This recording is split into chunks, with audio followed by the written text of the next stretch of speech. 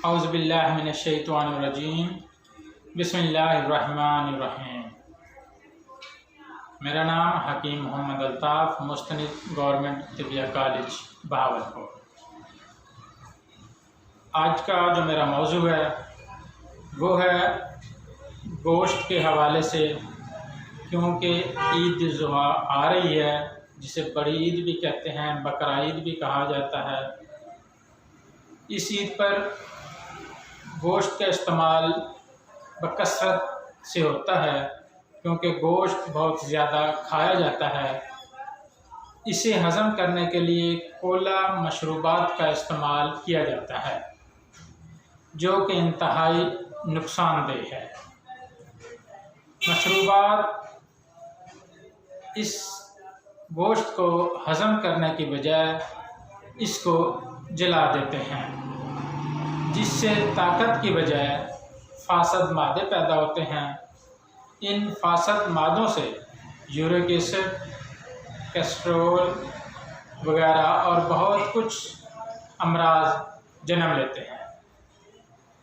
आज कुछ तिब्बी मुजर्रबात मैं आपको बता रहा हूँ, जो कि अगर आप इस्तेमाल करने से इन कोला मशरूबात की ज़रूरत महसूस नहीं होगी, गोश्त हज़म भी होगा और जुज़्वे बदन भी बनेगा, ताकत भी पैदा होगी और बदन को भी ताकत मिलेगी।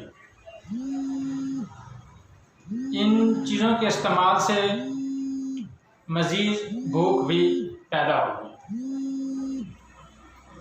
नंबर 1, अदरक का रस 60 ml, लीमू का रस 60 ml, पुदीना का रस 60 ml, काला नमक 60 ग्राम।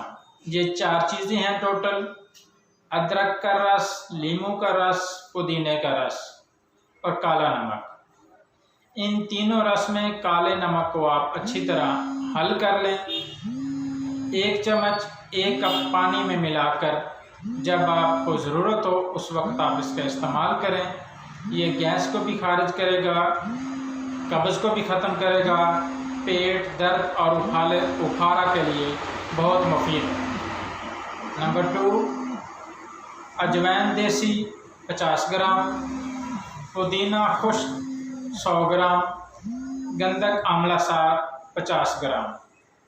खूब पाउडर कर लें। ये 3 चीज़ें हैं: अजवाइन देसी, पुदीना खुश्क और गंधक आंवला सार। इनको सफूफ करके अच्छी तरह इसका पाउडर कर लें।